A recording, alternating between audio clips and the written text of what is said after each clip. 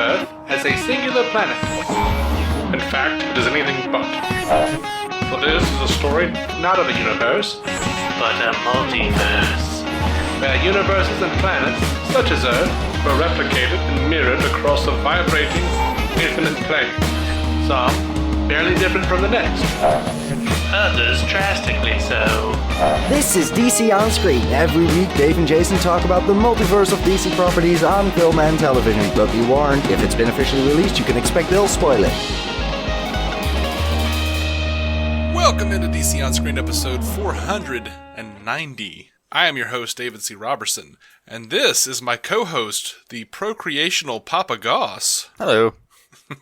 You made a pretty big announcement in the DC On Screen Facebook group this week, buddy. Yeah. The wife finally did her own social announcement, so I did mine. Mm-hmm. Go and get that going. You want to tell the listeners? You want to be the one to have the honors to do that? It feels awkward. I don't really know how to do that. Having our firstborn. I don't know. Having your firstborn. I feel so detached and strange when I talk about it. Like, yes, I've spawned.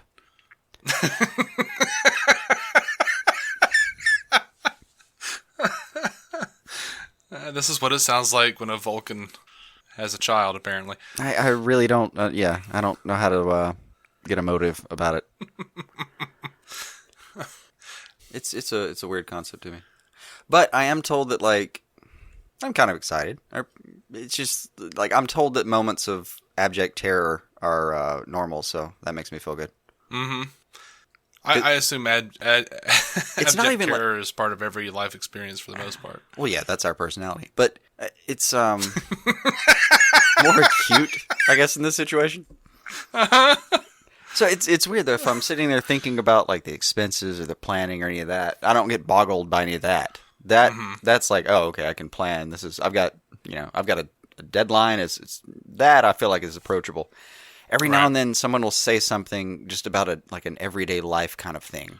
Mm-hmm. And I'm trying to remember an example. The one I kind of remember is, like, somebody was just mentioning how they were thinking they were going to run late because they were having, like, strapping in a car seat or something like that. Just like an everyday minutia kind of thing. And for some reason, that was like a panic trigger. Like, for a second, like, just literally half a second, I thought I was going to start hyperventilating, and then it kind of passes. Yeah. And this is I'm a guy who has panic attacks. I'm perfectly capable of my nervous system just betraying me, but this is more deep and real than anything my nervous system can imagine. Absolutely, man. And then it just goes away, and you're like, no, it's fine. I'll do this. It's fine. Just car seat, man. You can do it. There are instructions. Yeah, I think it'll be all right. I think the thing you're going to hate the most is just, family members telling you how to raise your kid. Yeah. I could see that. That happens a lot. I could see that being taxing. I don't have kids, but my sister does. And pretty much everyone who had a hand in raising us has an opinion about how to raise those kids, and it's all different. Yeah. And she's like, I don't care. I'm going to do it my way. I think that may be... And there's an amount of sleep deprivation that, even as someone who sleeps quite poorly, to put it mildly, that I have not yet begun to encounter. And I know that's on the horizon, man. I know. I'm screwed. I get it. I've heard the stories. I saw a chart when we were at the, at the OBGYN's office. Yeah. Explaining when the feedings and the poopings had to happen, and it was frightening. Right. But I imagine that amount of sleep deprivation might, like, take my personality just over the edge, where, like, if someone starts to explain an opinion, we're like, let me cut you off. I don't care. I don't give a damn. I don't care what your thought is, or I don't even want to hear it, honestly. Let's just move right on. Don't care. Mm-hmm. I could see getting, like, kind of stressed and stretched out to that level. Oh, yeah. Like, I've never imagined, like, if I ever had a kid, like, I never imagined not being able to sleep to be the problem, because, like, I usually stay awake all night anyway. Mm-hmm. Like, I just kind of naturally lean toward that. Sure. Not saying I don't feel better when I wake up at a normal time and go to bed at like 9 o'clock at night or something, but I've very rarely ever kept that kind of schedule. So I was always imagined that, like, my wife would be awake during the day and I'd be awake during the night, Oh, it'd be wonderful. Why, like, you could do shifts and take notes and have a journal. It'd be great. It was like, take the kids to school, before I go to bed. Yeah. I'm going to have like that. different conversations. Mine are going to be like, why would I take melatonin when I'm going to be up in an hour and a half? Mm-hmm. With any luck, that's just enough time to dream. And then Right. pass out, wake up, blearily try not to drop a child while I feed it, and pray for sleep to come once more. But the cool thing is you get to... That's the kind of stuff I've been told about, by the way. I haven't been told, like, Yeah. oh my God, it's going to be amazing. It's like, hey, you should prepare yourself. It's like, good Lord. I appreciate the honest instructions and everything, but damn. Yeah. Well, on the good hand, you'll get to warp it. Yeah. You'll get to, like, you know, show it Batman. Yeah. Explain why you don't like the New Gods. Hear it say back to you, Daddy, you're wrong. The New Gods are amazing. I know. See, Jack Kirby. There will be those betrayals. Those betrayals. There inevitably are. There are things my dad cares about where I'm just like, I can't even finish this conversation. I don't care at all. At all. Yeah, I'm so sorry. That's my biggest fear about having a kid is, like, one day it, like, you know, decide to play sports. And I have a wide range of interest. There's a lot of things I'm okay with, but I'm afraid it's going to be in like a niche thing where like the kid's into engines, and I'm like, you're going to have to explain it to me. Talk me through this, man. I don't know what's going on. Oh, I can deal with engines. I just don't want to have to go watch a ball game because my kid is in it. You will for sure have to do that. I am so scared of that. You will for sure have to do that. Ugh, And I do encourage terrifying. it. I actually do. I still encourage Little League sports. But because like the major benefit in the time I grew up was you had to get beaten and then go over and shake someone's hand and say good game and not sneer at them while you did it. Like, you had to actually be a good sport and learn how to do that without, you know. I'll see how that plays out for you because people are crazy these days. Like the parents, like, you know, get crazy and run out in the field and start yelling at people, and Oh, I know. everyone We had those. gets a participation Yeah, trophy. but that was the coach. We had those all day. It was rough. Yeah. You know how much time I spent sitting in a car just kind of waiting on my dad to finish talking to somebody and you know, hear their feelings out so we could go the hell home? None of that sounds appealing. It was a lot. It was a lot. But he was a damn good coach. He should probably start talking about the news and Oh, stuff. yeah. But yeah, man, congratulations. Oh, thanks. I feel like I'm being overly realistic where I'm like, yeah, thanks. It's going to be fun. Pretty sure I'm excited. Super scared. Yeah. You guys don't know it's sex yet, do you? We do not. Oh, okay. Are you guys going to find out or are you going to be surprised? Oh, we're for sure going to find out. I told her, just, like, I'm not even actually going to be able to go to that appointment, so I just told her to text me, like go ahead and tell me whether, like, it's going to get full pay or 70% of its pay. Just go ahead and text me and let me know. Wow. Well, if you want to be privy to big announcements like this, ahead of everyone else, sometimes, depending on who puts it up, we do have a Facebook group. It's got about 28 members right now. You're welcome to come join, hang out, and talk to us. It's facebook.com/groups/DC On Screen Podcast. Don't go to just DC On Screen because those are different people and they haven't posted in a really long time. And what they did post was just pretty much half-naked pictures of women with, you know, Superman symbols around them or something. I don't know. It was weird. So It's hard to know how they got to that title, but okay. it's DC On Screen Podcast. It sounded like, based on their description, it sounded like they were trying to do something kind of like we do, but just on Facebook. And then, Just like, gave up and posted boobies. yep. Okay. A lot of people do that. We've thought about it. I haven't thought about it. I don't know what the hell you're talking about. We just give up and put up porn. don't put that thought on A lot me, of Harley man. Quinn cosplay out there right now. This could be easy. No, sir. No, sir. Also, if you listen through the entire episode, you'll hear a voicemail. You too can leave us a voicemail, 205-259-6331, and we'll repeat that later on. So, right out of the gate, over to the DCEU. At the licensing expo, Warner Brothers put up a couple of things. There was an Aquaman poster, and there was a really big Aquaman display right next to the Shazam poster they put up, which has taken the internet by storm. But this Aquaman looks pretty dope, man. He's very armored. He looks like he's almost out of Injustice, but with, you know, long hair and a beard. Yeah, it looks solid. It looks very, like, gold and green. I think it looks awesome. You know those moments where you see a picture later in production and you remember the cries of outrage about a picture earlier in production and think, see, just wait. Mm-hmm. Let's at least watch the film before we complain. Right?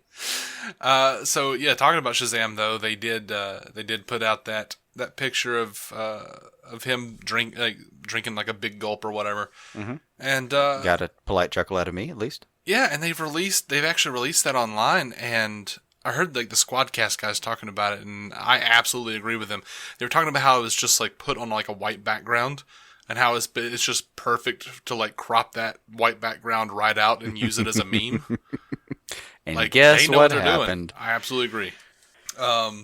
So yeah, that like even David Sandberg, the director, got in on it. Man, he's he posted a BVS parody video because everyone else is doing it, and it's like the shot of BVS with the family on the roof holding the lady holding out her hand to the figure with the billowing cape hovering far above. We know that as Superman in that movie, but here it cuts to a close up, and it's Shazam slurping on the big gulp. And the slurp's what gets you. I don't know if the slurp's what got me. It's just obviously like superimposed over Superman, but you see the cup outline, and it's like, Yeah. it cracked me up, man. He also put up a picture of he shared a picture. I don't think he did it, but he shared one of his favorite memes of Batman and Superman in their profile shot staring each other face to face, and there's like a blurry Shazam drinking a soda in the background. This is just so much fun. I've never been so happy with the Shazam character, or so excited. Yeah, it's been pretty great. So yeah, they are Even if the wrapped. movie, if we end up hating the movie, at least the pregame social media was pretty straight. Oh yeah, absolutely. So yeah, they're wrapped. Sandberg says that's a wrap on Shazam. Now on to months of post production. And by the way, people have been talking to him about the Shazam costume, and a lot of people are complaining that it still looks too cheesy or cartoonish. And He's called Sandberg, the Big Cheese. Just I know, but okay. right? Sandberg took to Twitter, said, that's kind of the point. I wanted him to feel a bit like an old-fashioned superhero from the Golden Age comics. Figured it would also make him stand out from the rest. And then other people, I saw someone complaining why he has the short bolt on his chest. Sandberg says, we needed to be able to bend his body. You find out that a lot of things that look very cool are very impractical, and it takes a couple of tries making these suits. Makes sense to me. And people complaining that there aren't lightning bolts. He's like, dude, that's post. Stop. Just said we're going to post. The fan entitlement has just gone way overboard. It has. I'm like, I saw those pictures, that picture of him with the big gulp. It didn't even occur to me. I never even thought about the lightning bolts. I was too busy cleaning out my pants. Like, I think that was the appropriate reaction, but oh man, that's the thing is everyone gets to be an editor in real time now, and it turns into a cloud of possibilities, and I want to say cloud of possibilities and stupidity, but we're part of it. We all talk. oh sure. It's just it has turned into a freaking muck, man. Like legitimately, when I saw that picture, like I squealed and like ran downstairs and showed my wife. Yeah. And she wasn't even condescending about it. She was like, that looks awesome. I'm like, I know. Nice. So at the 2018 Licensing Expo, Daniel Elysian, or I guess that's how I'm gonna say it. Sure. Just stick with one wrong interpretation. That's what we normally do. Reported Wonder Woman 2. He says they explained the tones of the movie and showed some storyboard of art of a new costume for Wonder Woman. They also showed a small preview of what they're trying to do with Cheetah. Cheetah was literally a tease image based on what they want it to look like. Hard to explain, but probably what you think for Wonder Woman is a battle gear. Pretty cool. So I guess we're getting some battle gear for Wonder Woman. I'm pretty cool with that. People are upset about that for some reason because apparently it's set in the 80s and she's not going to have that battle gear in BVS when she should have been fighting Doomsday and probably should have had battle gear. I don't know. It's sort of the same way. Like there's all these like reports that have been kind of taken down, like saying like, oh, Chris Pine has been spotted. Yeah. We don't know if that means he's coming back. It might be a flashback. It might be a dream. We don't know. Yeah. Come on, man. There's any number of ways you can incorporate it. He literally could just come visit. He could just come say hi, unless you see him in a costume. Then that would be weird. I thought you meant Steve Trevor could just come visit. I was like, hey, he's dead though, man. Hey, there's an afterlife. You knew that. You're a Greek goddess. Anyway, hey, what's up? How you Right. doing? Then it wouldn't be weird if you showed up in costume. Yeah. I'm just kind of hanging out in Hades here, Just, waiting to figure out where I'm going. Yeah, all right. Kind of a ghost thing. Yeah, sure. Why not? So, turns out when they blew me up, I didn't have the 2 coins over my eyes. You know the story. Mm-hmm. Anyway, could you spare a few? So yeah, I don't think anybody. Like, I had no doubt that they were going to do something with him, but I don't know. We don't know what context there is. Like, we don't know how he's going to be in the movie. I mean, I thought he would. He's a big name. This isn't surprising to me. No. But again, the context, you got to have that. Oh yeah. So So okay, over someone to will leak a costume later, and we'll be able to. Oh, they already leaked stuff, and I guess Warner Brothers made him take it down. Mm-hmm. I didn't get too deep into it. I just know it's out there, and people are freaking out about it. I really hope whatever happens, they just. I kind of wish they'd start doing stuff like they've done recently with trailers. Like, I want everything to be deceptive. Like, I don't want like Jared Leto running around in like the Sith hood or whatever. Like, that's what I remember. Like, waltz them across the parking lot in a fake costume at this point. I mean, dress him up as anything. Dress him up. Actually, that'd be fun. Dress him up as a god. The whole internet can start, presuming that he's achieved some sort of higher plane, and then just put him in his little freaking leather coat. Mm-hmm. If you're gonna lie to us, go big, man. I want the sense of mystery back about watching a film. Yeah, I'd like the sense of mystery back, but I don't think lying is the way to get there, because then we just wind up with like Suicide Squad and Justice League regrets. Like, where was this scene in the movie? I mean, there's that, but like Deadpool did it recently, and it worked out. It worked out really well. Infinity That's War, true. the same Deadpool thing. did Like, do it. they're getting better at it. Just improve the art of lying to me, so that we can get back to the period of like, I don't know what they're gonna do. I don't freaking know. We've seen this and this and this, and oh hell, I'm just gonna have to see the movie. Deadpool is a particular type of situation because it's mostly a comedy. No one's taking that very seriously. Like, I mean, yeah, people do didn't it on have, well, most people didn't have an emotional reaction to seeing Shatterstar. You know, like, that's one thing. right. But Infinity War, different, and they fucked with us, and it was a good thing. Yeah, you just have to be careful, I think, with how you do it. Yeah, that's the problem. You can't just lie to us. Like, Right. we talked about, like, the Star Trek con thing. That's just lying to us. That's lying, and there's no reward.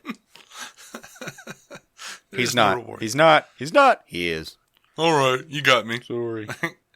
Sorry, you spotted the plot early on, and I tried to lie to you, but you were right after all, and we should have thought of something better. That's what you hear when you go through that. You know, it reminds me of that. What I actually heard is that like, commercial you're that absolutely CW right, and we're plays. just going to hand this to Simon Pegg now. I'm sorry. I'll just step out of the way. You know the commercial where the guy's like, the guy from, what is it, Silicon Valley or whatever it is, that was like, got the sheet over the Verizon. Yeah. And they're like, Don't know his yeah, we name, know what but- it is. It says Verizon. He's like, no, it doesn't. You don't know that. Anyway, so. Yes, that's what we Yeah. don't want to get into. But on-set stuff like that, that's hilarious. Mm-hmm. You start changing costumes just to get across a parking lot, you got my respect. Yeah, I mean, I think at some point, Shazam, it's not going to matter. Like, if you can, I think they're going to do a thing probably where it's like every film, to gain steam for the film, they're going to have a YouTube. There's going to be a daily vlog. They're going to be walking around in costume, not caring. The director's going to be like, hey, this is, we're shooting the scene where blah, blah, blah dies. And that's just, it won't be news anymore, so there won't be clickbait. In a way, that'd be nice, because then I could just avoid all of the like circles we normally travel in and still have some mystery in my life. But I'd rather not. I'd rather not do that. Like, normally that behavior is relegated to like movie soundtracks. They get released a month before, and it's like, when so and so dies theme. But no one really pays attention unless you're starting to look. So it's, Yeah. All right. So, Heroic Hollywood is telling us that Birds of Prey is eyeing a January 2019 production start. And that they're looking to hire an all-female crew. I mean, it's not that ambitious. They've had a writer working on it for a while. And you know, Margot Robbie's, we talked about this a while back, has said that, you know, she had all these other movies that they've been talking about with Harley and Joker, and she doesn't know anything about those. Like, she's been focused on this is her thing, her girl gang movie. So it's been like 3 years, dude. I think they're she's working on it. I agree. I may be jaded So, about WB's production schedule now. As I've said before, like until the camera starts rolling, I don't believe the film is even going to happen. Oh, that's fine. But they do have a director and a writer, so. That's something. But we've been there before. We have. You're right. All right, so this is weird. And I'm just going to throw this out here. It might not be worth a damn. But there's this guy on Twitter. Goes by Daniel RPK. And his bio literally just says writer. Okay. But he has a knack for announcing stuff about the DCEU before it's announced. Like it does seem like this dude knows stuff. For instance, on February 27th, he announced Ava DuVernay working on New Gods, and then it was announced March 15th. On April 10th, he said he heard a crazy rumor that a big director was in talks for the DCEU for a DCEU film. April 17th, Spielberg is announced to do Black Hawk. So he's got people freaking out. He posted a picture of Hawkman and Hawkgirl. So, I mean, I don't know if that's a thing. I don't know if that's going to happen, but that's a possibility, I suppose. Thought it was worth mentioning. We only know one thing. It'll probably be better than their TV counterparts. Fingers crossed. Now, a few weeks ago, we're catching up, by the way. We're catching up. We've been off of news for a while. Oh, yeah. It's been Just a a little long catch-up. few weeks. Everything ended. We had to watch everything and get it out there. Yeah, absolutely. So, a couple weeks ago, whatever it was, a couple of different places were reporting that Zac Efron had officially signed on to play Nightwing. Chris McKay said that shit ain't happening. Yeah. That's a big negative. And Kiersey Clemons, this is exciting. She was on Conan, and I've cut it down a little bit because you know Conan, he's got to joke around. Mm-hmm. But he says you were cut out of Justice League. Are you going to play that? Are you going to get to play that character someplace else? And Kiersey Clemons says, "Imagine if I said no. Imagine if I was like, I'm cut out of the whole thing. But we talked about it though before, so it's not going to happen. I know I'm going to be in the Flash. Yeah, I'm Iris West." So she's saying that she's still Iris. Yeah. She knows that she's going to be in the Flash. It was pretty fun though. She was like, "Yeah, I'm Iris West." Looked around, kind of looked back at Conan. She's like, "Why are you staring at me like that?" And he's like, "Because you're the guest. I'm the host. I'm supposed to stare at you. Can you imagine what it would be like if I just asked you a question and just turned my back to you?" And then he does it. I love Conan. Yeah. So anyway. I don't have any feelings one way or the other about her, but I do like that she was joking around about like, "Hey, well, what do you think would happen if I was like, yeah, no." Right? But again, that's almost where I wish we were going with things now, where they like specifically gave the stars of these movies like, "Hey, I want you to spread this and this and this false rumors. Go forth. Go and tell Conan this. And then tell Jimmy this." I don't care which Jimmy. So yeah. We're back to some rumors about the Batman. Justin Kroll on Twitter says, "Take this with a grain of salt, as things are constantly changing in the DCEU." So even he's saying it. He's pretty reliable. "But I'm hearing the Penguin is possibly the choice to play the main villain in the Batman. Sources add, even if Reeves decided to go another route, the studio could then make him the main villain in Birds of Prey." So I guess the notion is that, like, we don't have actual confirmation that Birds of Prey is the girl gang film that Harley's talking, that Margot Robbie is talking about.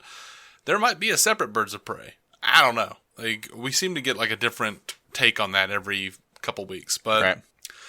I don't necessarily want to see the Penguin as the main villain in anything. Like, I would love to see him as just like the gun-running piece of shit that he is. You know what I mean? Like, I mean, just a guy who knows how to make a deal. yeah, I don't need to see him as the main villain, but you know. I mean, the way that would make sense if you're going to do it is do the version of him where, I mean, he's the guy who knows how to make a deal, but he's untouchable, and the city's really pretty much whatever he says it is. Mm-hmm. Not violent unless he needs to be, kind of guy. You know, if they cast Mark Shepard, dude that played Badger on Firefly, he could be the main villain. Yeah, I'd be so happy. Yeah, I could deal with that. But But some people are saying that it might be Andy Serkis, because Andy Serkis said he wants to be in the Batman movie with that he would do anything with Matt Reeves. oh yeah, so just looking at the timing. Mm-hmm. I think I would be annoyed if they made Penguin the Birds of Prey villain. Yeah. I mean, if we're gonna do the Girl Gang movie, man, give him a real villain. Don't give him someone that the internet is immediately gonna say like, oh yeah, they can only take down the Penguin. That's a straw man argument, just waiting to happen. Just give him a real villain.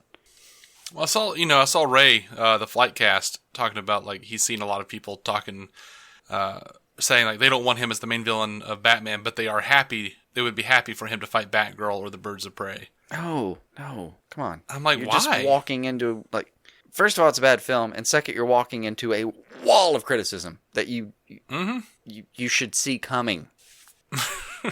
Like you should be a smarter human if you don't see that coming. Like, personally, like, I feel like the Penguin is always going to be one of those villains that everyone remembers as he's like the Harry Mudd of the DC universe. No one is ever going to remember him as a good villain unless you do him as a super good villain. Like, he's going to have to be, like, completely, like, methodical and, like, a true terrifying badass. You will have to You're going to have to spend, like, the first 30 minutes of the film selling me on it. Yeah. Otherwise, what you hear is... That's...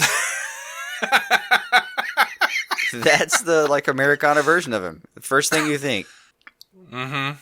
I mean, to be honest, it didn't take very long for me to feel like to go, oh shit, with Robin Lord Taylor on Gotham. Like that is. Oh yeah, he's a great interpretation. Yeah, that dude is ruthless. Like early on, he kills those kids for a sandwich, and you're like, this is good. Well, he kills them for a ride, and then kills somebody else for a sandwich. But either way, you're like, yeah, okay, I'm okay. I would be scared of this guy. Let's see what I'll say this. Let's see what he's got going on. I mean, you crack wise about wank wank wank, but there is something wholly disturbing about the squawking, alliterative mannerisms of Burgess Meredith as the Penguin. Maybe I've seen too many episodes of him in the Twilight Zone. I think that may be it. There's nothing wholly disturbing at all about that Penguin or any villain in that series. There is something that shakes you to the core. When you hear him say, "My fine feathered Fink," there's something that shakes you to the core. No, I think you may have been programmed differently. Like if they had that interpretation of the Penguin in like a gritty, like dark Batman movie, and had him doing that, you'd be like, "Oh, this guy's a fool," and your thought would get cut off because then all of a sudden he just slit someone's throat who pissed him off. Yeah. I could totally get behind that. I'm like, oh, you're silly, but you're he's alliterative and stabby. Great. I don't care what they do. I don't want to do Danny DeVito again. That's the other thing that people remember is just like a literally foul-mouthed looking Danny DeVito slurping down sardines. Or whatever the hell chum he was chewing on the entire cylinder. Like noses and sardines, yeah. Yeah.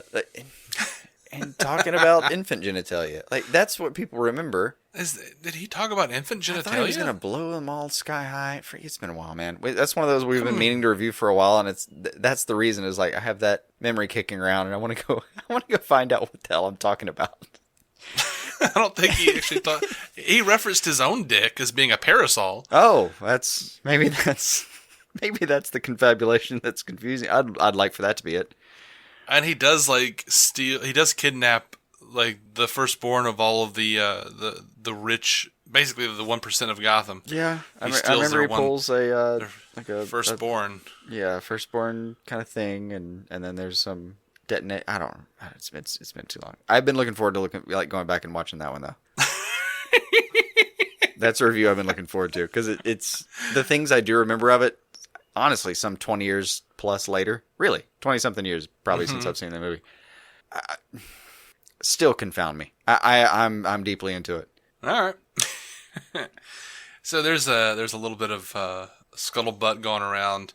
The OneRing.net posted an update. Decisions are being made by Peter Jackson and his New Zealand crew. Return to Middle Earth with Amazon, which would be a Lord of the Rings prequel series, or play in the DC universe. It might work out. I mean, why wouldn't it? Lord of the Rings. They did Lord of the Rings, and they did The Hobbit, and it just didn't go. The Hobbit was a massive hit. Every one of them. Not critically, but go forward. Not critically or in the fan base, but go forward. Yeah. I mean, I don't know. Made us money. Anyway, so there's a chance that he might be in the DC universe. He might actually do a DCEU movie. Not opposed to it. I'm not opposed to it. Yeah. My first thought, too.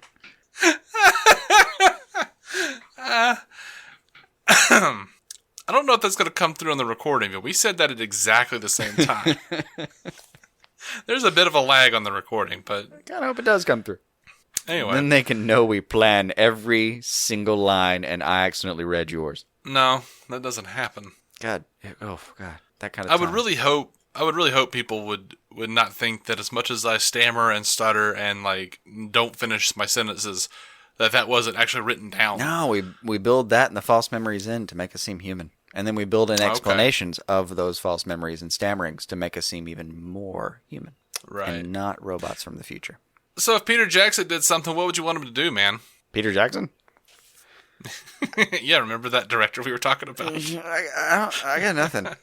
Well, a lot of people are saying they want to see him do Green Lantern Corps. I mean, why? Because it has something to do with rings? That does seem to be the association there.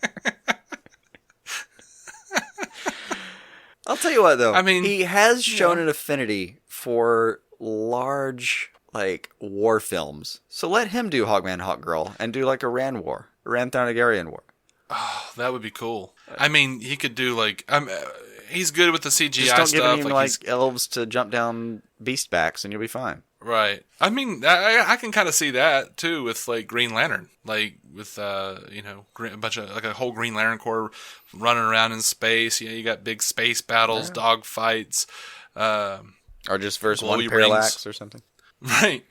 Now, if we didn't already have James Wan, I would have said, let him play with Aquaman. But, I might have thought that, too, but I haven't gotten to research this at all. But I was reading a Cracked article, and they pointed out that he's got this weird weakness with underwater shots, and I looked at it and I was like, oh my god, those do look bad.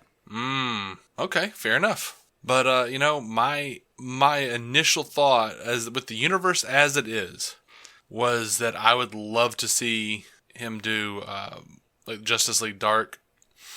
I could see that. Yeah, I could get behind that. I mean, just the Intriguin stuff, the Jason Blood Intriguin stuff, like the flashbacks, origin story of that, like all of that would be like amazing. Yeah, he does have an affinity for magic. Actually, though, he also has an affinity for like forced perspective shots that aren't CGI'd. Mm-hmm. He could do a great Atom, probably. Ooh, I'd like to see an actual Atom grow and shrink without a CGI. That would be amazing. That would be cool. You know what's funny is Brent on Fans Without Borders posted a thing and said, I'm just curious, what movie do you think we do need? Or because so many people, I guess, are saying, like, you know, we don't need this movie right now. I was like, you know what I need? It was even more like, I even thought of this and I thought, oh man, that's even more so. I've said it before on the show. I need Blue Beetle and Booster Gold with Vince Vaughn and Owen Wilson. And I really want it to be directed by Peyton Reed. He did the breakup with Vince Vaughn, so we know he's got that kind of comedy beat down with him. Right. And he directed Ant-Man. Yeah. Sorry. I just like to throw that out there every once in a while. No, you've pitched that for years now, and I have never once thought it was a bad idea. I don't care how old they get. Not once. I really don't. You can write that in anywhere. Yeah. If they're older, it makes even more sense. It kind of does. I mean, yeah. I don't think there's a spot where that doesn't make a good movie for me. Like, that's the kind of formula where it would be on you to fuck it up. Right. It's not make this work. It's don't drop the ball. Mm-hmm. So Empire Magazine was talking to Henry Cavill, and they were talking about a whole bunch of Justice League stuff, and he says, when we decided to go for the mustache, I certainly wasn't expecting all the events to unfold as they were going to unfold. I wasn't expecting Justice League reshoots to be as extensive as they were. As you will see, when Mission Impossible Fallout comes out, to have a fake mustache on would not have been a possibility. He also talked about the reception of Justice League. He says, I think all these things have their place and their time. There are many reasons why the audience have responded in the way they responded. It's all lessons learned. I think that's about as diplomatic as you can get with that. Oh, he's very good at that. Now, with the decision to keep Superman out of the marketing, though, he gets pretty raw there. He says that whole concept was faintly ridiculous, and I honestly believe everyone viewed it as such. Of course, if I'm on the press tour, I'm in the movie. Obviously you knew, and that was a different little tap dance we danced together. But for the audience, I wanted to leave some mystery. I think it's important to have some mystery in movies these days. And he's right. It was ridiculous. We all knew he was going to be in it. Oh, yeah. Like, the mystery was how are they going to bring him back? Yeah, the mystery was, are you going to screw me over and make this be like a third act Deus Ex kind of situation? Mm-hmm. And at least we did get to see him through. I don't know. I think it was always going to be a little bit of that. I don't know what the reshoots did and didn't do, but like the fact that he's there earlier in the movie at least works for me. Uh-huh. Like if it had been, the team can't defeat him and then Superman shows up, that's just boring. I think that was kind of probably always the thing. Yeah, based on some of the reshoot stuff, I think that was maybe it.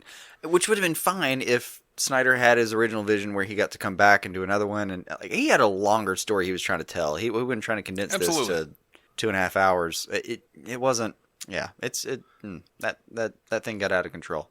Yeah. Oh, also, did you see Cavill mentioned something about? It's not even Cavill. It's maybe one of the producers. Somebody mentioned like a mustache would look ridiculous at 100 miles an hour or something like that. No, I didn't see that at all. I think it was Cavill's like, yeah, fake mustaches don't stay on at 100 miles an hour. That's funny. And it's a Mission Impossible film, so yeah, there's probably like a high-speed chase through some Italian street structure or something. Yeah, of course there's that consideration. I'm still calling bullshit, though. Like, you can have it, film it right up to the point where it doesn't make sense, and then add it, and it still looks better than the alternative. Yeah, I don't know. I'm annoyed with Paramount for not being open to it, but... I'm more annoyed with WB for not just literally... I'm more annoyed with WB. Like, Cavill could have broken his contract, WB could have paid it, and it would have still made more sense. They had a perfectly fine pooch right in front of them, and they screwed it. That was one of the least defensible decisions I've ever seen right there. Like, there is no amount of fallout. Like, they could have done... This would have been fun to do. Like, have Cavill do a couple days of test footage, which I think I remember seeing that they did. Some test footage was like, it's okay. And then they sped up production and didn't give him enough time, and it was like, oh, this isn't going to work. Like, seriously, give him a couple days to really try it, and then say, this is how bad it looks. And then give him a couple days to add it and say, this is how good that looks. And have that on the docket, and then just have Cavill, shave and be damned. Uh-huh. WB could seriously, there's probably a contractual fine, I'm betting. Pay it for him. You'll make your money back. The fallout, I'm not saying Cavill should have shaved. I'm saying they should have given if they had to do this, they should have taken the time, pushed back the date a little bit, and actually like let it be flawless as the CGI people say that it would have been. They could have gotten it to at that time. I know, but as the mustache is the quick and easy thing to joke about. I've done it myself. It's the quick and easy thing to hop to talk about how bad that movie is.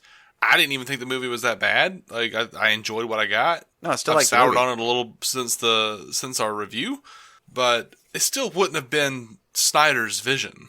It just wouldn't have been. No, I mean that was no. So I think there would be a slight. If it was his vision, there wouldn't be a mustache controversy. That's just right. But I mean, there would still be a slight. It wouldn't be slight. There would still be a huge backlash. It just would be like slightly less so.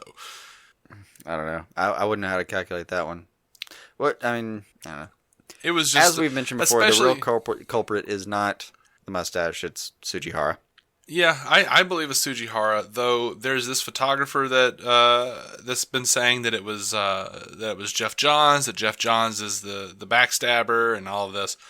And a lot of fans are blaming Jeff Johns and Joss Whedon. I think they were brought in to do a thing. And honestly, I don't think Jeff Johns is really in that different of a position. Everyone's like, well, he's gone now. No, he's not. No, he's really not. First of all, Jeff Johns is an amazing writer, and he gets these characters better than anyone else, and I don't really give a shit what you have to say about that. He's the living Bible for DC Comics right now. I don't know that guy personally. He might be a snake in the grass. He might be like the worst person ever. But what I know about the dude, beyond a shadow of a doubt, is he is a walking encyclopedia for DC, and he understands those characters better than anyone else.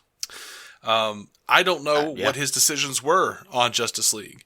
Like all of these titles they give him. Like, yeah, they replaced Walter Hamada with Jeff Johns, but I don't know. Like all of these titles sound made up, like completely, and they are. Obviously, every title is made up, but these just like It sounds like they just gave him a different title just to appease the fans after Justice League Backlash. That's what it sounds like to me. I don't know. The thing that I know there's some Jeff Johns blame out there right now, but I think you are right. Like Whedon and him were brought in to do a job. Whedon even kind of in a backhand shady way complained about the job he was given to do. Yeah, that's what kills me. That's what I don't. That's what I don't understand for these people who are like thinking that Jeff Johns and Joss Whedon were like in on it to do this to Justice League. Jeff Johns didn't do anything promote. To Justice League. They love these properties. Yeah, they wanted to make a good product. Jeff Johns did not promote Justice League on his Twitter, and Joss Whedon actively liked shit that was talking about how bad the villain was. Right. Like, I don't think they were happy with it. I think it was like Sujihara, man. I really do. That's the thing. Is I think they were brought in to do a job, and the person in control of that time frame, man, it wasn't them. Jeff Johns didn't say, "Hey, the mustache is good enough. Send it out." Right. That is not the person we're blaming there. If you're saying yeah, Joss is gone, it looks like, but Jeff wrote the story for Wonder Woman 2, so with Patty Jenkins. So, I don't think Joss. Probably ever wants to play in that sandbox again. I don't think Joss wants anything to do with any of it anymore. Yeah. Based on his comments, I think he just wants to make his own shit and be done. Yeah. Like, he's made his money. Like, he popped in because he, was going to do them a solid, and all of a sudden it just, went downhill. And then they went, "Hey, man, thanks for coming. By the way, I'm going to chop off both your legs and tie an arm off, and good luck." Mm-hmm. Anyway, we'll never know. Even if, documentaries are made and everyone has their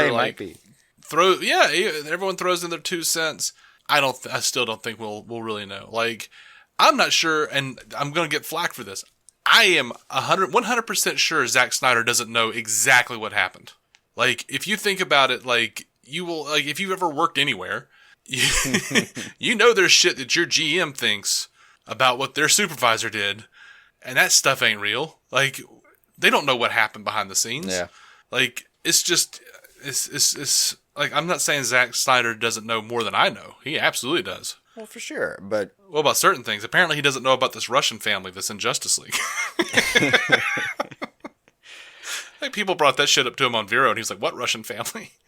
We get it, Zach. You still haven't seen it. I don't blame you, but I get it. No, honestly, that's the one thing I'm a little mad at him about is, come on, man. Just watch the thing. Be informed, as the rest of us are, about what actually happened. It's the same thing I would tell anyone else who, a minute ago, we were talking about Shazam. Watch the movie. Mm-hmm. Please watch the movie and then complain.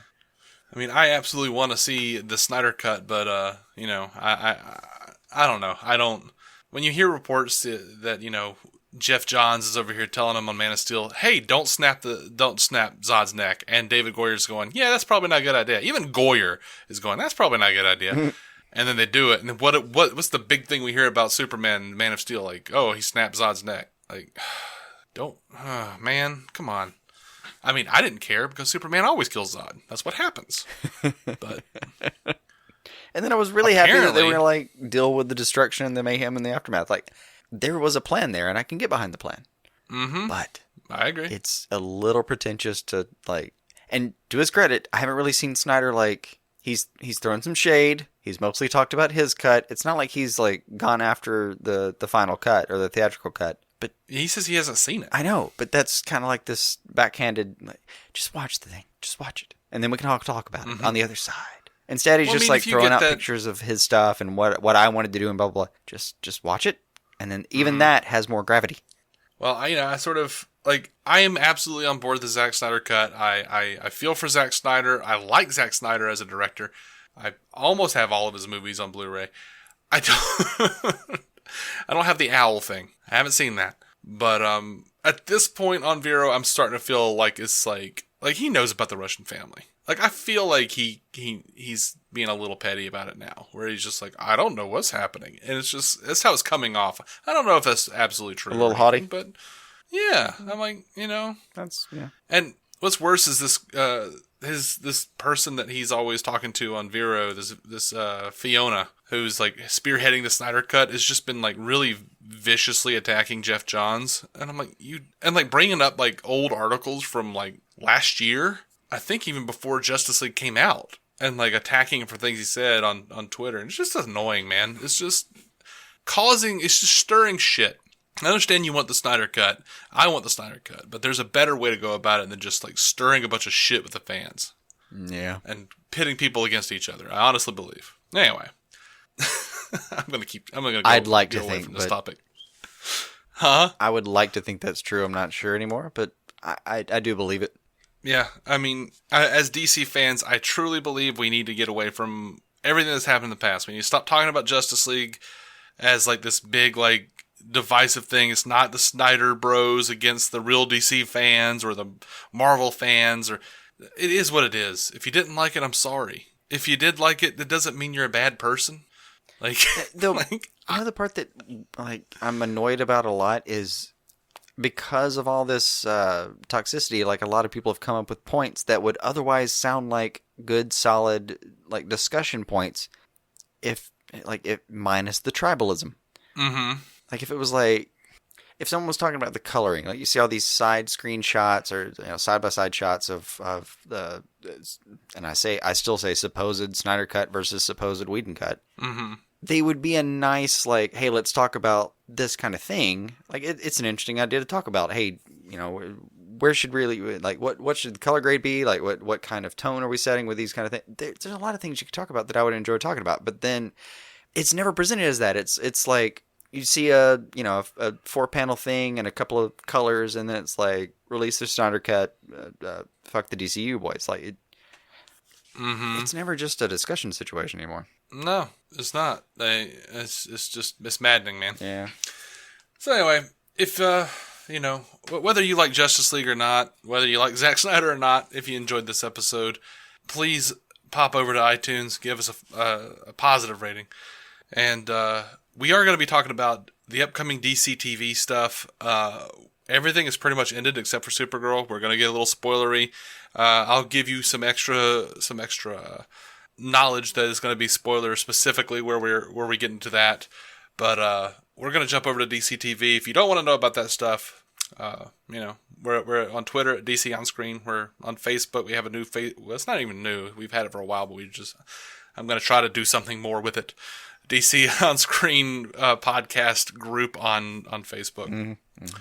And we've had some fun little conversations over there. I'll get into some of that in the TV section. But here we go. And this is exciting. This is probably the most exciting thing that I've heard about any TV show coming out. This Watchmen. I didn't think I was going to be. I have not been excited about this. It's been like, maybe. Yeah, it could be good. Damon Lindelof, maybe. But for real, like, I am super excited. Like, again, I was reading up on this. I flipped out. Like, went downstairs, told my wife. It's a good review. I know. So, they have put out a cast list, and I'm not really that excited about that. That's fine, whatever. But it is Regina King of American Crime and Leftovers, Don Johnson of Miami Vice and Nash Bridges, Tim Blake Nelson of The Incredible Hulk, and the Josh Trank Fantastic Four. And, by the way, because of this, I found out the Coen Brothers, because he's going to be in the Coen Brothers' upcoming Netflix anthology series, The Ballad of Buster Scruggs. Mm-hmm. I didn't even know Coen Brothers was going to do anything with Netflix, so I'm super excited about that because I love the Coen Brothers. Right. Louis Gossett Jr., Adelaide Clemons, Andrew Howard, they've all been cast in HBO's Watchmen. No idea who they're playing yet. But the thing that's so exciting about this is that on Instagram, Damon Lindelof wrote a 5-page letter to the Watchmen fans, and it's wonderfully written. And the style of it is a loving homage to Watchmen in of itself.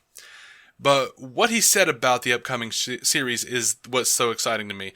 And here's the pertinent excerpt. And I'm sorry, but it's a little long, but it's important, I think. It's not the full 5 pages. It's like maybe a fourth of a page. He says, "We have no desire to adapt the 12 issues Mr. Moore and Mr. Gibbons created 30 years ago. Those issues are sacred ground, and they will not be retread, nor recreated, nor reproduced, nor rebooted. They will, however, be remixed, because the bass lines in those familiar tracks are just too good, and would be fools not to sample them. Those original 12 issues are our Old Testament. When the New Testament came along, it did not erase what came before it. Creation, the Garden of Eden, Abraham and Isaac, the flood, it all happened. And so it will be with Watchmen. The comedian died, Dan and Laurie fell in love, Ozymandias saved the world, and Dr. Manhattan left it, just after blowing Rorschach to pieces in the bitter cold of Antarctica. To be clear, Watchmen is canon. Just the way Mr. Moore wrote it, the way Mr. Gibbons drew it, and the way the brilliant John Higgins colored it. We are not making a sequel either. This story will be set in the world its creators painstakingly built, but in the tradition of the work that inspired it. This new story must be original. It has to vibrate with the seismic unpredictability of its own tectonic plates. It must ask new questions, and explore the world through a fresh lens. Most importantly, it must be contemporary. The Old Testament was specific to the 80s of Reagan and Thatcher and Gorbachev. Ours needs to resonate with the frequency of Trump and May and Putin and the horse that he rides around on shirtless. And speaking of horsemen, the end of the world is off the table, which means these heroes and villains, as if the two are distinguishable, are playing for different stakes entirely. The tone will be fresh and nasty and electric and absurd. Many describe Watchmen as dark, but I've always loved its humor, worshipping at the altar of the genre while simultaneously trolling it. As such, some of the characters will be known, new faces, new masks to cover them. We also intend to revisit the past century of costumed adventuring through a surprising yet familiar set of eyes. And it is here where we'll be taking our greatest risks. That sounds amazing. I want to see a contemporary in-universe Watchmen follow-up. Yeah. His little essay eliminated a lot of worries. That's just like oh man. Like you remember, you must have seen obviously all the references to his father, and him getting the book, and it was too early, but he still he just ate it up, and it was well done, and it did feel a lot like one of those kind of in between issue, back of the page kind of things. It was so dense, those comics, man. Yeah, I love Watchmen. I love Zack Snyder's take on it, but I'm excited that this is a sequel, not a quote unquote sequel, but it's not a sequel, a follow up, I'll say, to the comic. Yeah, maybe it'll be ambiguous to be both, but I don't think Damon Lindelof liked the Snyder cut. So I don't know. I liked the idea that I even liked the idea that he was approached a couple times and just said, no, no, yeah, not touching that right now. Mm-hmm. I love the second guy. It was like, who's Alan Moore? It's pretty telling of Hollywood in a lot of ways, though. Oh yeah, but in the 5 pages, he does talk about how he sent a similar letter to Alan Moore, and he's like, he didn't respond. He said he's not gonna reveal what Alan Moore said to anything, but I get the feeling that Alan Moore was like, all right, I mean, you want to get that feeling. In all likelihood, Alan Moore burned the paper over a snake corpse or something. Even if he did give him his blessing, he did that most assuredly. That could be a good or a bad thing for Alan Moore. He put on his little pointy finger thing and burned it over. Anyway. At least some snake blood. Who knows? Yeah. But I'm super excited about this Watchmen series. I'm more excited about this Watchmen series now, after reading that, than I am about any other DC show coming out. This is your boy now. Let's do it. This is my boy right now. Yeah. Right. So, longtime listeners will know that this next show that we're talking about is most assuredly not our boy. But we weren't happy with the way things ended with it. So Lucifer aired its last 2 canned episodes on Memorial Day. Well, and while it hit the 3rd highest trending spot on Twitter with 341,000 tweets, it was also a series low for ratings with 2.6 and then 2.5 million viewers. Have you watched them yet? No, not yet. I haven't had time.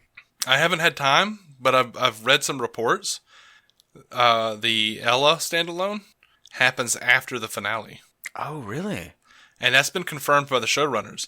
So there's a bit in the episode where Chloe and Lucifer are still working together like normal, and Chloe tells Ella, I've seen some weird things, some really weird things.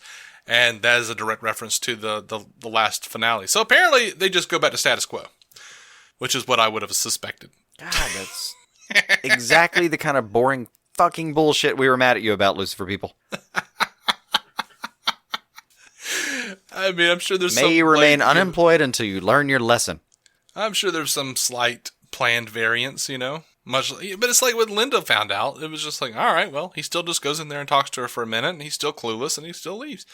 Yeah, but they incorporated it hugely and quickly into the series. That's just... For a minute, and then they went right back to status quo, as far as I was concerned. In a lot of ways. I mean, kind of, but, yeah. You know what I'm saying. Yeah. It's just not going to help my disappointment. That's apparently canon and after, and it's still... It's just... guys, please learn your lesson. Right. So Joe Henderson shared a picture of himself with Tom Ellis. And, they're having a couple of beer. And it says, plotting devilish things with Tom Ellis. Hashtag save Lucifer. Hashtag pick up Lucifer. Ellis shared the tweet with his people. Says, I wonder what we could be talking about. Hashtag save Lucifer. Hashtag pick up Lucifer. Well, I'm going to assume it's not the actual continuation of the series, since you're still hashtagging save Lucifer and hashtagging pick up Lucifer. They were talking about Jaeger shots. Like, would it be great if someone picked us up? That's where I've got my money. Wishing wells and Jaeger shots. Mm-hmm. And I think with the fact that those two episodes are, or that one episode at least, the other one's an alternate universe story narrated by Neil Gaiman as God, but with that one being kind of status quo supposedly, which again I haven't seen it yet. If I'm wrong, I'll mention it on the next show. But sure. If it's that status quo, and I'm good. I don't need an ending. That's enough ending. I know what it's going to be. I don't need a made-for-TV movie. I don't need a shortened season, a mini-series. Let's just kill it. Let's just let it die. Just let it go. Now, Lucifer fans may be focused on saving it, but Fox is going to be or Warner Brothers Home Entertainment is going to be putting it out on DVD and Blu-ray, complete third season. So maybe you can try to help save it that way. Going and buying the Blu-ray. It's going to have 26 episodes of the third season. That includes the 2 bonus episodes from, Memorial Day, Boo Normal and Once Upon a Time. And it's going to have a behind-the-scenes featurette and the 2017 Lucifer Comic-Con panel. I have yet to purchase any of the Blu-rays of Lucifer. No. I probably will because I'm a completist, but... Not going to happen for me. Actually, this may be possibly the meanest thing I've ever said on the show. Oh, well... It would take at least a year for a lot of that data to come in, a year or two. Mm-hmm. And the best chance this show has at revival is I think a lot of the people behind and included in the series will still be unemployed. I don't think that's the meanest thing you've ever said. Felt it? I don't know. I nominate it. All right. Well, we've talked about this briefly before, but Gotham has been renewed for a 5th and final season on Fox. It has also been moved to mid-season to air what many are reporting to be 13 episodes. No one has confirmed the final season episode count yet. Hollywood Reporter sites sources are reporting it, though. John Stevens recently said that regarding the comic book versions of the Gotham characters, fans can, quote, expect full satisfaction on those counts. He mentioned Ben McKenzie is growing his facial hair as we speak. I even looked at I think it was an Instagram post from Marina Baccarin about Mother's Day, and Ben's got a full beard going on. So I would love, since it's No Man's Land, I would love to come back and Ben's got the beard. Yeah. And then near the end of the season, maybe in the last episode, he shaves it down to a thick mustache. Sure, yeah. But, an artist must have the limestone to sculpt. You need... Yeah, man. You need all that. Works. All right, so... Just grow it out, and we're going to pay someone $5,000 to come in and trim you and make you look nice. Yeah. John Stevens talked a little bit about what's coming up next in a comicbook.com exclusive. He says they asked him what's coming up next for season 5. He says, "You mean besides No Man's Land?" And are you not entertained? Right. And he talks about, he said, there are other arcs coming. He says, I'm trying to remember which stories they actually are. There's going to be a little bit of Zero Year in there, as well. Some of that stuff, especially with Nigma. And there's another one, but if I tell you what it is, it really does spoil the story. So maybe he'll have, Nigma blackmail the city, take over the city, With this new superpower? Yeah, with his new superpower that Strange gives him. whatever's happening. Yeah. They better wrap that shit up quick, buddy. Yeah. So that'd be nice. I hadn't thought about it. We are doing No Man's Land. Everyone got sections. Leslie got a section in No Man's Land, and she's about to get a power, and healing would be a nice power for her. That'd be kind of cool. Little on the nose, but no, wouldn't that be awesome? Wouldn't that be like the ultimate Greek tragedy if like her power is like she touches things and it wilts and dies? It would make sense for her character evolution. Like it would be Strange's like ultimate little like jab at her. I don't know. Yeah, I'm worried like Riddler's gonna get like telepathy or something, and just suddenly be able to see literally what everyone's thinking. But it'd be fun though if he got lazy because he actually could tell what everyone was thinking now, and it just kind of stopped exercising his actual mind. And then at some point he loses that ability. Maybe because, who knows? Maybe Lee gets the ability to take powers away. Whatever. Yeah. And then he loses that at a critical moment and can't see something coming because he's just gotten a little little on the heels, you know? What did you give Riddler? Oh, I did something terrible to him. He's still the Riddler, but I gave him itchy dick. Yeah. He just sort of stands around all day scratching his dick. He just looks like really uncomfortable. He's just always kind of like grabbing at it through his pants, like trying to. Everyone's compelled to be like, you okay there? You got a problem? Yes, I'm just I feel like I got into some cow itch or something. I don't know what's happening. What did you give Lee? Oh, she's an Earth goddess now.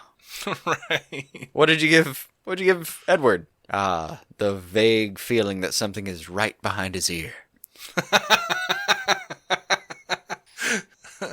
He's just always like always flicking his turning ear. to the right to look. Kind of. Do I have a spider? What's going on here? Anyway, that's enough of that. Epix is going to be putting out a show about Alfred. It's called Pennyworth. You know, we heard about this a long time ago. That they were planning on doing like a Pennyworth spinoff. And now it's not a spinoff. It's not even in the universe. It's apparently a 10-episode series about Alfred in his younger days as a special forces agent living in London during the 60s, working with Bruce Wayne's father, Thomas. Yeah. I'm just going to say how I feel about this. Fuck that shit, man. I don't know, man. If they really like lean into the 60s aesthetic, really play with it, make it cool. I mean, it's Bruno Heller and Danny Cannon from Gotham. That's the part that I'm really annoyed with. Doesn't it involve Sean Pertwee, which is what annoys me.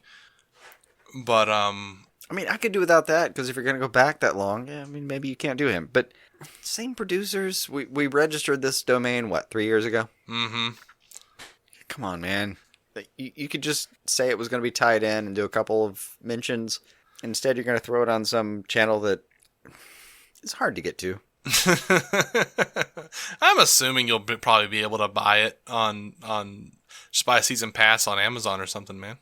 I'm sure, because you can for a lot of things. But come on, like this could have been something really fun. And what they throw at us is like, hey, the APs from Gotham that you and love. By the way, we're not using anything that you've built. All of their trust is broken. We're gonna do this other thing with this character that we made you love. Well, I don't know. If they do it right, it could be a little. You know, a nice little like spy throwback period piece, and I could be really done with that. And I'm not trying to like, you know, get up his ass about something that it's not because it's not something that I wanted. You know what I mean? Like, I completely understand that mentality and I agree. Just because, like, Lucifer is a great example of like we hated it for a lot of reasons, but one of them is you could have done so much more. Mm-hmm. This one. I agree you could have done so much more, but you gave me so many pieces of the same puzzle and just said, oh, but it's different. Mm-hmm. That one's a little annoying. Well, I don't really need anything that happened in Gotham to have anything to do with this. If we're going like Alfred as a spy back in the 60s, that's fine. Like, you don't have to do anything. Like, I don't need anything from Gotham. Absolutely nothing. I mean, I don't know. The point I would make is if you were Alfred in the 60s, you had no idea Gotham was a situation. Right. I get that. And he still doesn't. I get that. I don't know that I want to see it go beyond a 10-episode series. I don't know. It depends on when, you know. Like, I don't want to see him have like a year one kind of Batvision situation. It's not that. Yeah. It's just you gave me so many similar ingredients, and then you just said, "Oh, but it's completely separate, and we're not doing that." Mm-hmm. A little annoying. I'm sorry, buddy. Now, on the bright side, Heller and Co. obviously, or Stevens and Heller, do obviously Bruno Heller and understand. Danny Cannon. Cannon. Stevens isn't there. That's a different one. Obviously do understand Alfred. Like, Yeah, they understand I mean- how to make a cool Alfred. So I get that. It's just, I don't know. I don't know. I'm down to see it. My only real annoyance is it's another show. But I mean, Well, there's that's that. also it's another show. Yeah. We always have that mixed feeling. Yeah. So I have started to deeply wish that there was a summer season that the networks accepted as open play. mm-hmm. And God willing, we get there sometime. Like, it's not so much that like we'll see a new show coming and think, oh my God, that sounds great, and then there's an afterthought of, oh man, fall is going to be busy. Mm-hmm. It would just be nice if we could move this thing around a little bit.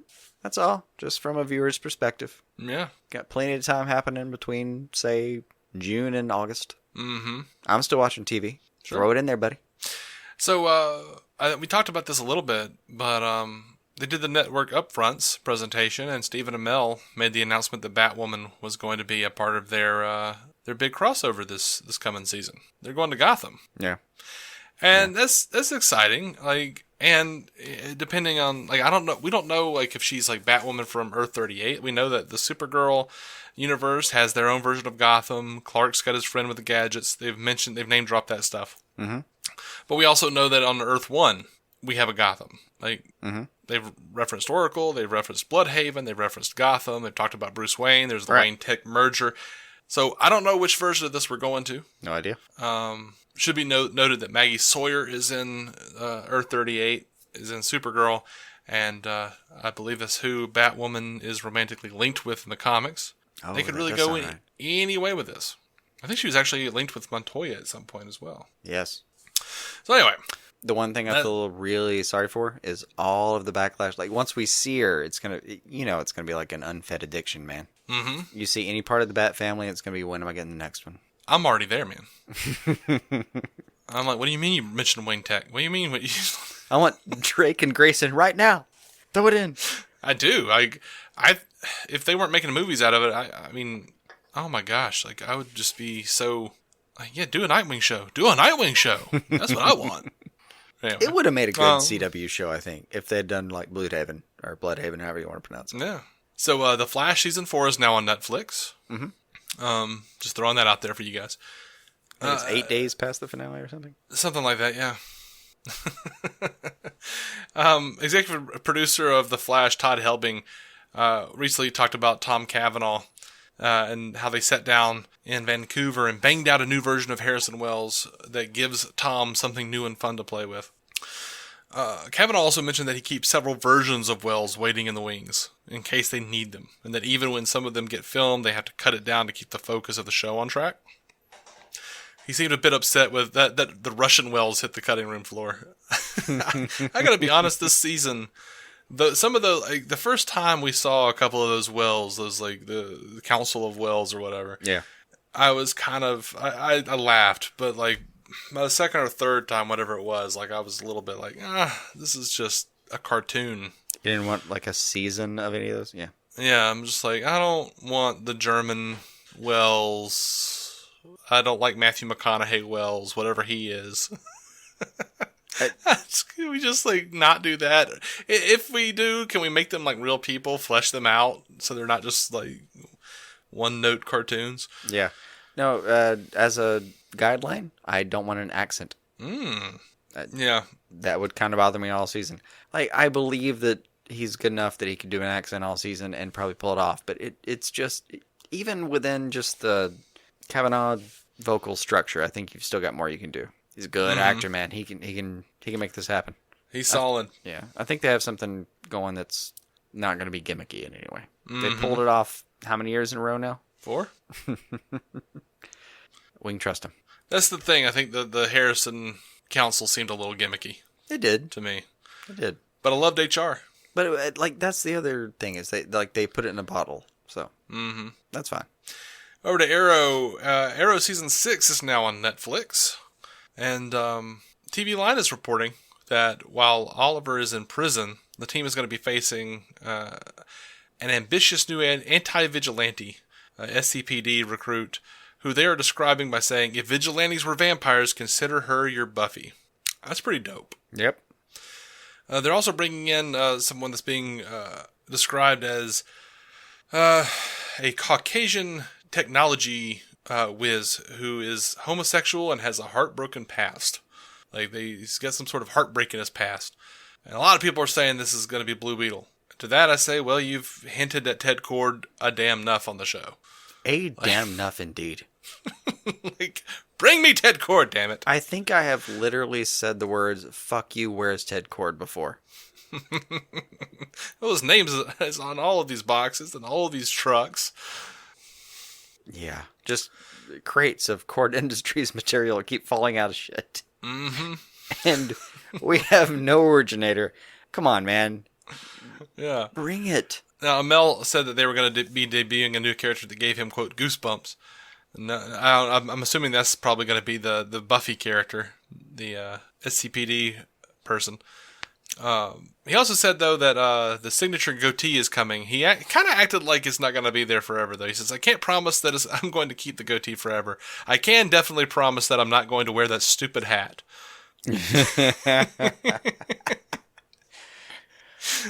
Oh. I don't know. He once said as much about the goatee, though. Yeah, you never know. Like, I think what scares him more than any character is that look. Yeah, that's the thing. Is like, I think he loves the character and thinks this guy looks like an idiot. And I will never do that, but I would really love to play this character. Yeah, I don't need the hat. I like the goatee, but I don't need the hat. I don't really need either, honestly. This interpretation is fine without facial hair. You know, I don't mind if it's just for a minute, but I do want to see the goatee, like, proper, like, when he's still young, not just in the future. And I kind of want people to make fun of him for it. Like, because Oliver is so stoic, I want people to make fun of him for it. Like, that sounds amazing to me. I could get behind that for, like, an episode turn of, why do you have that happening? What's happening on your face right now? He's like, I like it. It's good. It's classic. No, it needs to go away. And then they should have like a scene where Diggle comes in, he's got a goatee as well, and he just looks at Oliver and walks away, and the next time we see him, he doesn't have a goatee anymore. Without saying a word, they both walk away, and the next time we see him, they're both like, well, for Diggle, clean shaven, and for him, stubbled. Yeah. No, I think they just nod and continue talking about the villain. I think we should see Diggle again, and he doesn't have it, and Ollie still does. and Ollie gets like, I don't know, somewhat. Oh, a little bit of bro betrayal kind of thing? I don't know. I was going to think like he just got like a little self-conscious. Like, oh, he saw him. Mine was so bad that it made him shave his. Yeah. That's bad. Thought we were goatee bros, man. Come on. No. No. All right, so they've also announced, excitingly, I don't even know what to do with this, a Doom Patrol spinoff from Titans for the DC Universe streaming service. It's going to have a 13-episode order. We're looking at Robot Man, Negative Man, Elastigirl. The synopsis says, Doom Patrol is a reimagining of one of DC's most beloved group of outcast superheroes, Robot Man, Negative Girl, Elastigirl, and Crazy Jane. That's that Grant Morrison character. Mm-hmm. Led by modern-day mad scientist Dr. Niles Calder, the chief. The Doom Patrol's members each suffered horrible accidents that gave them superhuman abilities, but also left them scarred and disfigured.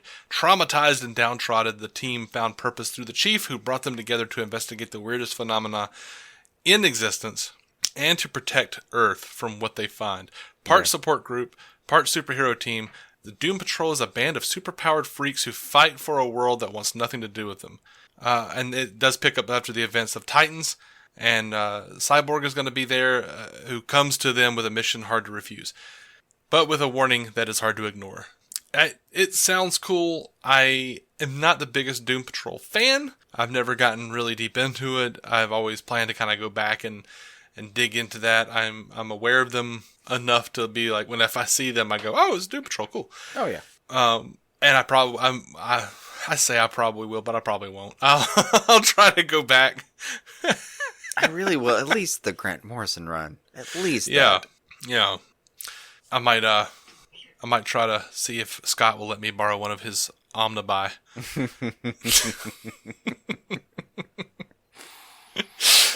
Anyway. Possibly. Over to Krypton. Executive producer Cameron Welsh said of the season 1 finale, Kandor didn't get taken. We established and probably repeated across the season. I guess spoilers for Krypton. So I should have mentioned that. Mm-hmm. We established and probably repeated. Huh? Says it right at the front of the show. It does. I just feel bad. Kandor didn't get taken. We established and probably repeated across the season the course of events that led to Krypton's destruction and ultimately to the birth of Superman. Those events have passed now, and so we're very much on a different timeline. So that cloud of inevitability that was perhaps hanging over the show in terms of where it would always naturally end has lifted. It's liberating. We're free from that, and even though we've been saying it all along, hopefully now people will genuinely see that on this show. Literally anything can happen. Well, that's fine. I don't think that's how it's going to end, though. Like, you guys can do anything you want, and then still end it with Superman being Superman. Yeah, but you know? It does give them a little bit of freedom they didn't have before. Yeah. I freely admit that. And I like that the focus is on that, because it was a worry going into the show. It was like, oh, we're introducing so-and-so and so-and-so. I was like, yeah, who the hell cares? We know all the characters' backstories, and it ends in this. So if you undo a big piece of the puzzle, like Kandor, which undoes the explosion of Krypton, theoretically.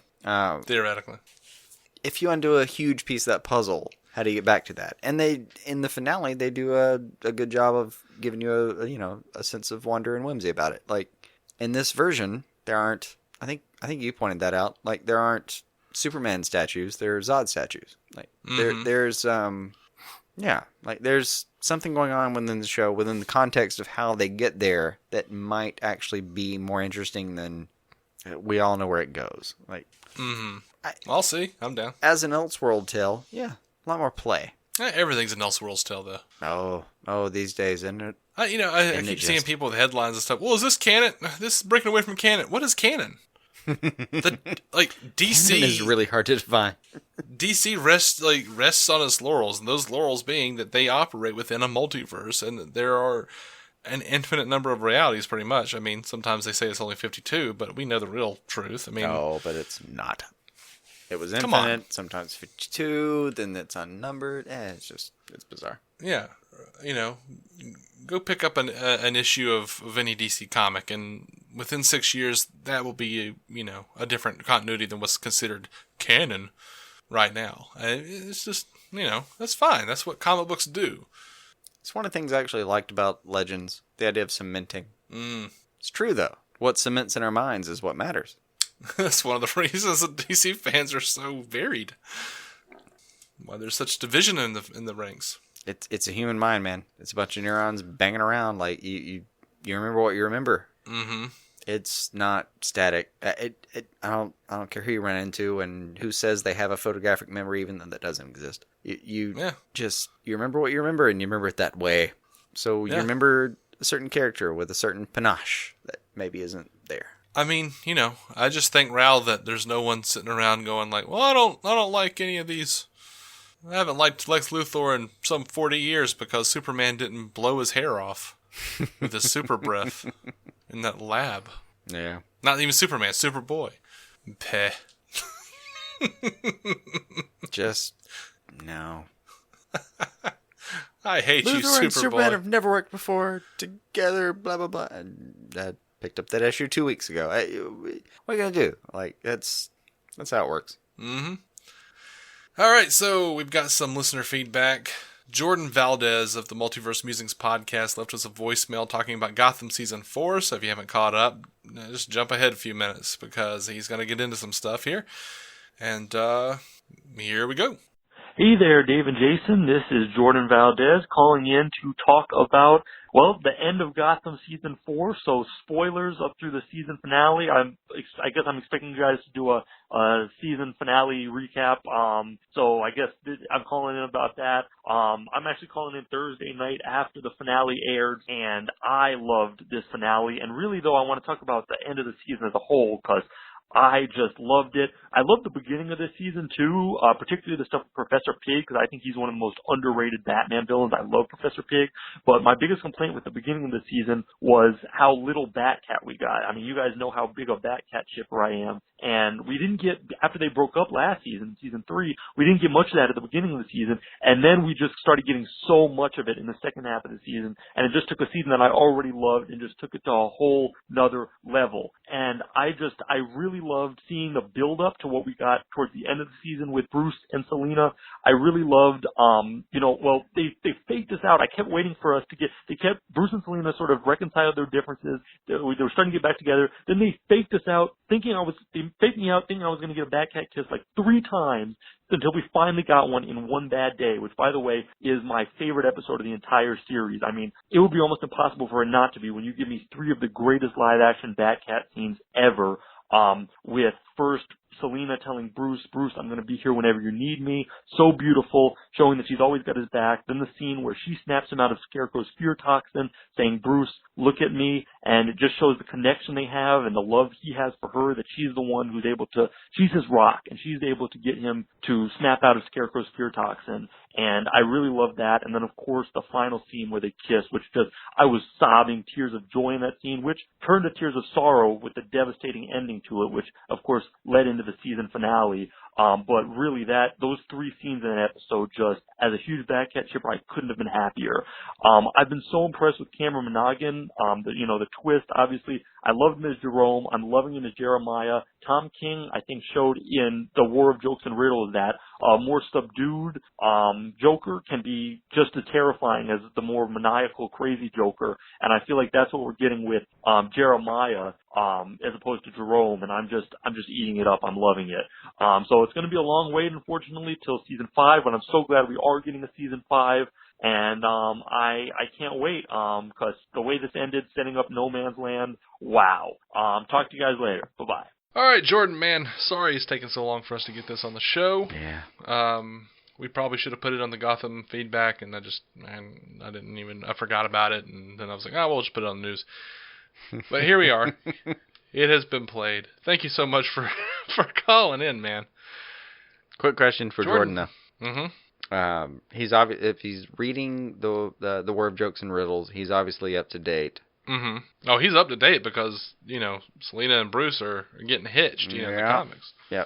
So that's my question. Are you worried or excited? I think, based on his Twitter post, this is like the most exciting thing that's ever happened for him. Okay. Full excited? Yeah, I think he's excited. All right.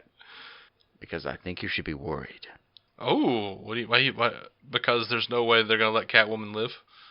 Oh, I put it up. I could find a nice picture of the Joker, like, ripping apart a card that has Bat on one side and Cat on the other. They have plans for the Joker in this series. It's actually really fun. It was like a teaser issue kind of thing.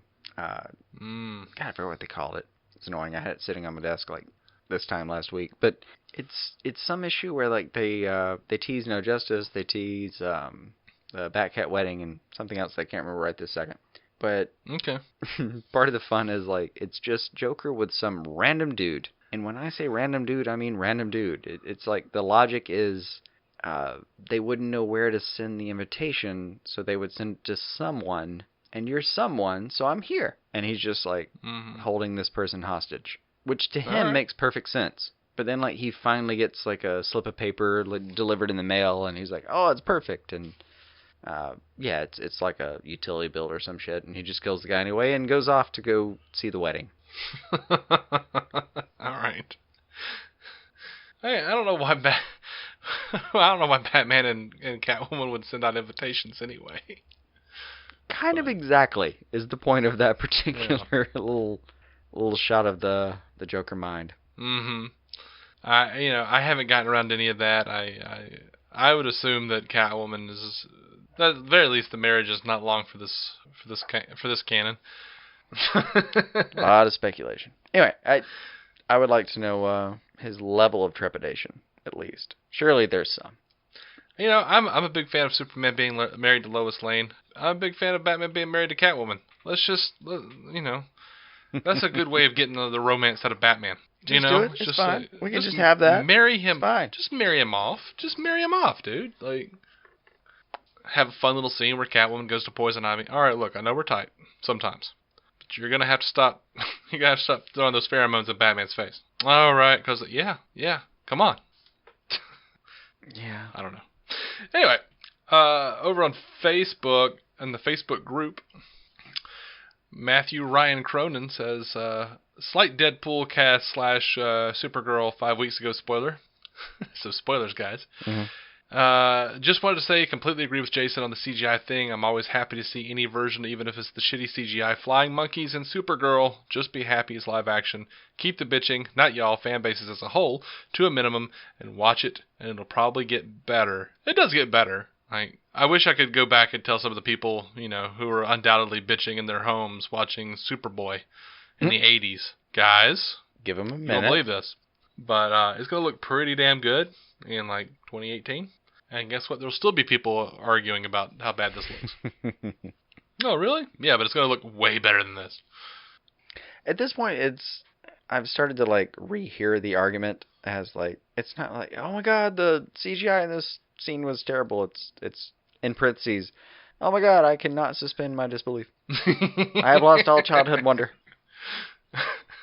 Here's the sad thing, most of the time, especially with TV shows, it's not the case really so much in movies, but with TV shows, the CGI parts, the fight scenes and stuff are where I decide to do something else for a minute. Because I'm yep, I'm almost just listening to the music and being told what's happening through that. I'm just alright. Because action just bores me a lot of times. It just does. Yeah. I'm sorry. Yeah. It's alright. But I agree.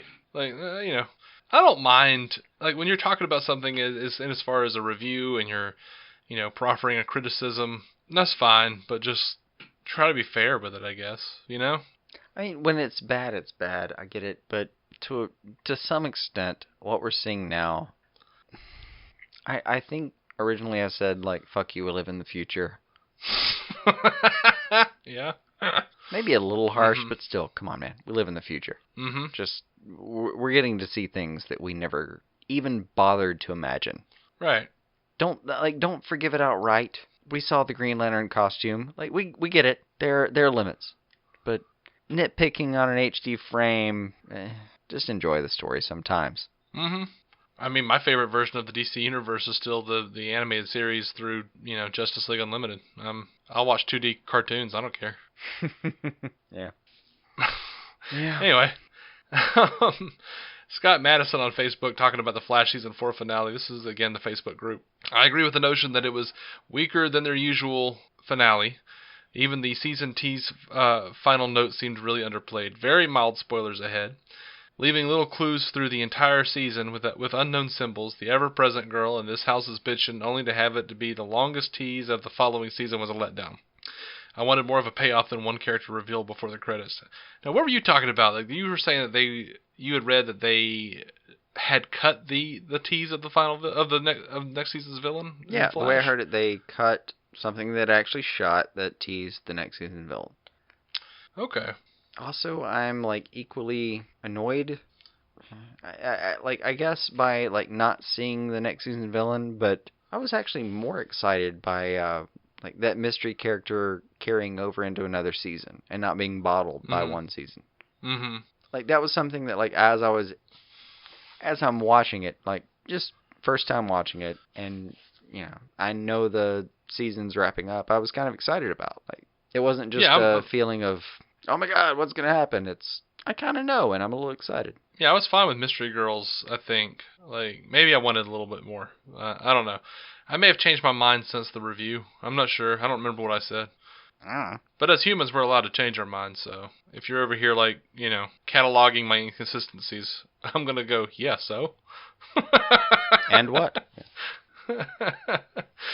But yeah, I would have liked to have known. One of the things I liked about season 3 is that they brought up DeVoe a few times. So you're shit, they're gonna do the Thinker, and you get to look forward to that. I don't know. There was something nice about that. So I guess I did kind of miss that, but anyway. Our last bit of fan feedback here. Gerald Edwards on Twitter asked, "Hi guys, I was wondering if there's any plan of reviewing Batman Ninja." Now I responded, I told him like I plan to watch and review it at some point, but I wasn't sure about you because I know you don't care for the anime. Yeah, I hate to like exclude an entire genre, but man, I've tried and I can't. All right. Well, that's. I guess that is going to be the answer. Like, I will watch it eventually when I get a chance to really sit down with it. And if Jason really does stick to his guns here. Oh, I have no guns. That's the no problem. Guns? I have no guns. Oh, okay. Yeah, there's no animus. I cannot find myself caring about it. All right. And we have so many other things we can actually get around to reviewing that we both care about. That's true. But yeah, I might put out an episode with just myself or somebody who's seen it who wants to talk about it. Whatever. I don't know. You have I have my no blessing. plan. You have my blessing. All right. I don't know. I've heard a lot of people talking about it, saying it's trash, and a lot of people like just not being able to get their mind around like Eastern narrative supposedly. A lot of people just don't care for it. I don't. Then other people saying, "Oh man, it was the best thing ever." All right, I don't know. It looked cool. It looked weird and cool to me, but I don't know. Maybe I'm easy to please. I haven't actually watched it. Oh, you're for sure not easy to please. What's that? You're not easy to please. That's off the table. I didn't think I was. It's off the table. Yeah, we're gonna have to have you watch this one and see where it goes. I think I might be getting harder to please in certain areas because I'm getting burnt out on certain kinds of tropes, but I'm also like becoming more laid back. So I'm more willing to be like, yeah, for what it was, Justice League was good. I don't care. That's a hard thing to reconcile. I kind of get where you're coming from because we talk about it a lot, but when you say it out loud, that is a hard thing to reconcile. Well, because at the same time, like just perfectly, that is the perfect example. Justice League is the perfect example for it because, like, I'm like, oh yeah, it was shit. And you're like, yeah, but you said you liked it. I'm like, yeah, I enjoyed it for what it was. Like, I'm just not mad about it anymore. I'm just like, whatever. I mean, yeah, it was mediocre, but it was enjoyable for what it was. Like, I had a couple of laughs, Right. It was entertaining for a couple of hours. Exactly. Like, I know I don't feel like there's like any deeper meaning or anything. I'm not gonna sit there and watch it like 15 million times like I've seen Primer, or it's not, It's not your Shaun of the Dead. It's not my Shaun of the Dead. Shaun of the Dead is more my Shaun of the Dead than that is. I love Shaun of the Dead. I really do. It's a tight film. I love Blues Brothers more. What? It's a tight film, dude. It is. It's a tight film. Anyway, just to recap on what you can do if you want to leave us a voicemail. You call 205-259-6331, and then you talk. And we'll be able to download that and put it into the show and respond to you. And you can also, if you just want to do this thing textually, you can go and talk to us on Twitter at DC On Screen. We're at Facebook. We have a Facebook page you can talk to us on. We have a Facebook group, facebook.com/groups/DC On Screen podcast. I'll put that link in the show notes. Is that to avoid the boobies? What? Is that the one to avoid the boobies? I'm confused. Yeah, that is. So, and we do encourage you to pop over to iTunes and let us know how we're doing. We're going to be like Ed Koch. That's a dated reference. How am I doing? How am I doing? How am I doing? 90s Mayor of New York reference. Woo, buddy. We're there, yeah. This is what BTR says that our main demo is like 45 to 65. Could be. I'm making freaking 90s Ed Koch jokes. It's a version of polling that our people understand. Yeah. DCOnScreen.com. On the nightly news. DCOnScreen.com for every episode. It's all free. DCOnScreen.com. I don't think we have any reviews or anything, so we'll just come back next week with another news update. Oh, yeah. No. Right? We're waiting on Supergirl for reviews. Yeah, it's just back with news now. So everyone, all those pesky reviews out of our way. At the very least, come talk to us on Twitter and Facebook and offer Jason your sincerest congratulations or condolences on his forthcoming Spawn, and give him some advice, because I know he likes that. Yeah, for sure. Until next time, guys, keep some DC on your screen.